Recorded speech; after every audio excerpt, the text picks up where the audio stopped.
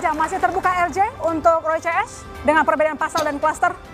Ya, pertama kita senang perdamaian, Ya. cinta perdamaian. Tapi jangan sampai perdamaian dengan ada dusta. Jangan sampai perdamaian tidak berlandas pada kebenaran. Jangan sampai kedamaian tanpa kepastian hukum. Maka menurut saya, jalan pengadilan adalah jalan yang terbaik untuk merepresentasikan sebuah kebenaran.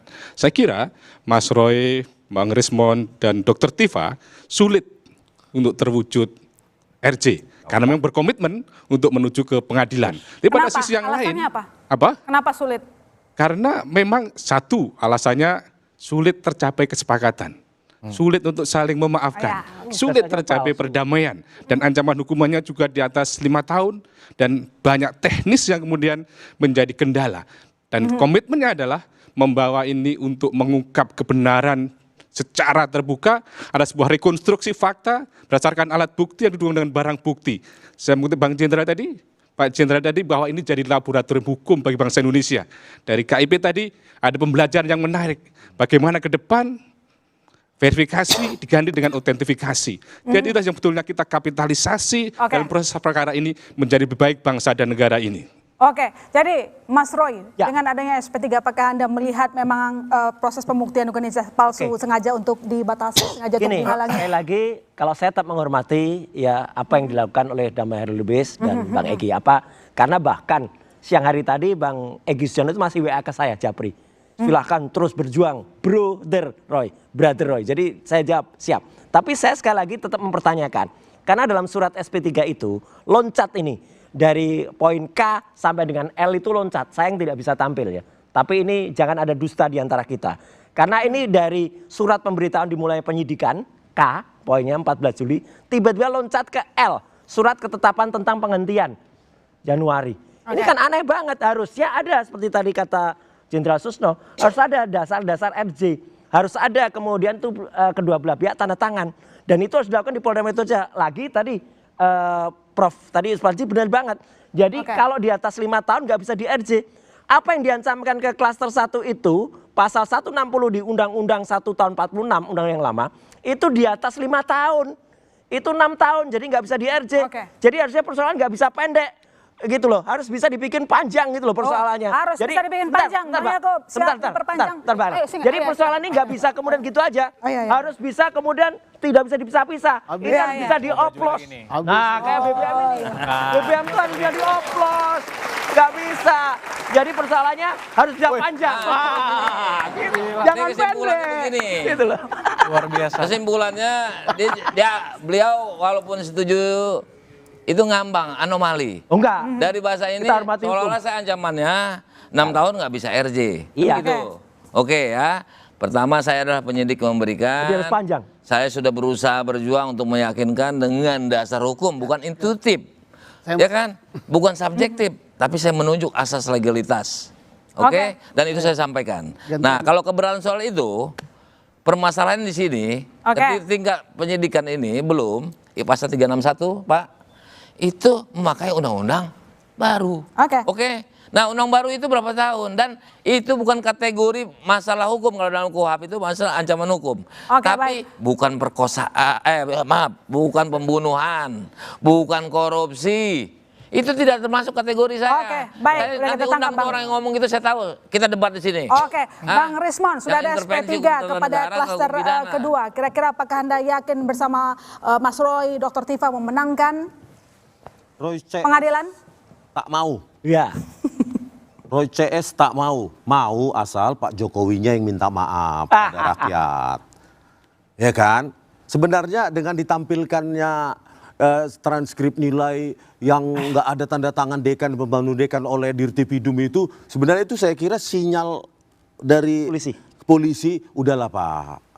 We have no document yang mendukung itu. Kenapa? Karena ijazah itu lahir dari sebuah proses. Lah kalau transkrip nilainya nggak utuh begitu, tanpa tanda tangan dekan, pembantu dekan, kok bisa ini diklaim otentik? Kan? Kan gitu saja. Belum lagi kita ke desa Kotoyan, nggak ada yang kenal di sana KKN itu. Pak Rismon, Oh, maaf baik. nih. Bentar, Pak Rismon Abang udah Ganten, konsul Abang belum Ganten, dengan Ganten. Berlian ini dengan Bang, udah. penasihat Mas hukumnya? Andi, jadi gimana? Nah, itu Katanya kan materi. asal Kalau rahasia ngapain Jokowi diomongin? yang minta maaf, baru mau damai. Kalau Ya. enggak, ya enggak mau. Lanjut terus, panjang jalannya. Jadi kalau kita ya, kalau mereka meminta untuk tetap panjang, kita panjang. Kita ikuti terus itu. Ya mungkin saya Ibu Kurnia ya, kemudian Pak Rizal Fadila ya, terus Rustam ingin mengikuti jejak Bang Damai atau Bang Egy, ya siap-siap mengantar lah Kayak kumpul untuk datang ke Solo kalau mau minta RJ. Dan Company. RJ itu belum tentu akan diterima kan gitu. Ya kan? Ada Apain proses-proses untuk itu, ya. Tapi kalau punya niatan seperti itu kita terbuka kok. Kita bisa antarkan untuk ke sana. Oke. Itu satu poin dulu ya. Yang kedua itu ya, kalau kita bicara bolak-balik yang mengenai adanya barang bukti itu, kita lihat di pengadilan aja, nggak usah takut untuk itu. Kita 100% ijazah Pak Jokowi. Asli. Oke, baik. Bang Susilo, jadi apa yang bisa kita peroleh di pengadilan? Adanya SP3, ada RJ.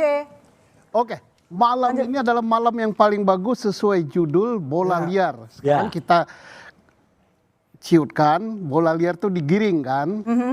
Judul malam ini, isu ijazah palsu Jokowi, RJ, SP3, kemana arah perkara? Terjawab semua malam ini.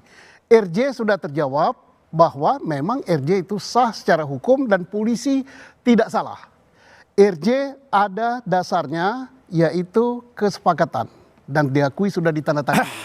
Berarti sah RJ itu. Dan itu menurut profesor itu adil. Keadilan berdasarkan retroactive justice. Timbul pertanyaan lagi, apakah akan ada keadilan kata profesor tadi berdasarkan kebenaran dan sebagainya masih ingin sampai ke pengadilan. Oke. Walaupun hukum acara kita yang baru itu mengizinkan untuk itu. Timbul pertanyaan, ada yang ancaman hukumannya 6 tahun. Bisa saja, asalkan pasal 6 tahun tadi menurut penyidikan itu tidak terbukti. Yang 6 tahun tidak terbukti, yang 5 tahun ke bawah itu masih dalam penyelidikan atau penyidikan, itu bisa di RJ. Why not? Nah sekarang artinya apakah perkara ini akan sampai ke pengadilan? Dalam saat ini sampai mungkin acara ini ditutup, RJ ada, ke pengadilan ada kemungkinan. Ya. Tapi ada juga kemungkinan RJ juga. Tergantung di sini. Bang Yaakob, jadi arahnya kemana nih? Ada SP3, ada RJ. Semua RJ juga nggak kira-kira nih? tadi sudah dirangkum dengan sangat luar biasa oleh Jenderal Susno tadi semua showcase malam ini ya. Tapi pada prinsipnya kami sangat menghormati semua yang disampaikan oleh Pak Rismon, Mas Roy dan semua tersangka. Itu hak mereka untuk melakukan pembelaan tentunya. Tapi oleh karena itulah makanya kenapa kami meyakini sangat dibutuhkan persidangan nanti untuk nanti majelis hakim yang menilai.